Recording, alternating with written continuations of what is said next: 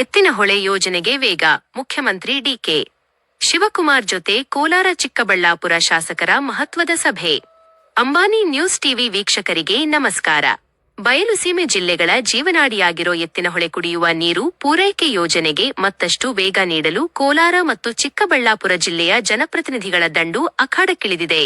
ಇಂದು ವಿಧಾನಸೌಧದ ಮುಖ್ಯಮಂತ್ರಿ ಕಚೇರಿಯಲ್ಲಿ ಮುಖ್ಯಮಂತ್ರಿ ಡಿಕೆ ಶಿವಕುಮಾರ್ ಅವರನ್ನು ಭೇಟಿಯಾದ ಶಾಸಕರ ನಿಯೋಗ ಎತ್ತಿನಹೊಳೆ ಯೋಜನೆಯ ಕಾಮಗಾರಿಯನ್ನು ಶೀಘ್ರವಾಗಿ ಪೂರ್ಣಗೊಳಿಸಿ ಅವಳಿ ಜಿಲ್ಲೆಗಳಿಗೆ ಶೀಘ್ರ ನೀರು ಹರಿಸುವಂತೆ ಸುದೀರ್ಘ ಚರ್ಚೆ ನಡೆಸಿ ಮನವಿ ಸಲ್ಲಿಸಿತು.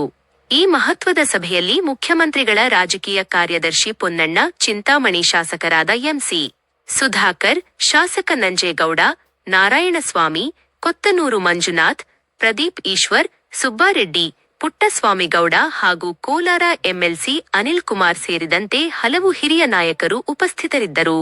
ಬಯಲುಸೀಮೆಯ ಕುಡಿಯುವ ನೀರಿನ ಅಭಾವವನ್ನು ಶಾಶ್ವತವಾಗಿ ನೀಗಿಸಲು ಎತ್ತಿನಹೊಳೆ ಯೋಜನೆಯನ್ನು ಆದಷ್ಟು ಬೇಗ ಪೂರ್ಣಗೊಳಿಸಬೇಕು ಮತ್ತು ಪ್ರಥಮ ಆದ್ಯತೆಯಾಗಿ ನೀರಾವರಿ ಕಾಮಗಾರಿಗಳಿಗೆ ವೇಗ ನೀಡಬೇಕು ಎಂದು ನಿಯೋಗವು ಸರ್ಕಾರವನ್ನು ಆಗ್ರಹಿಸಿದೆ.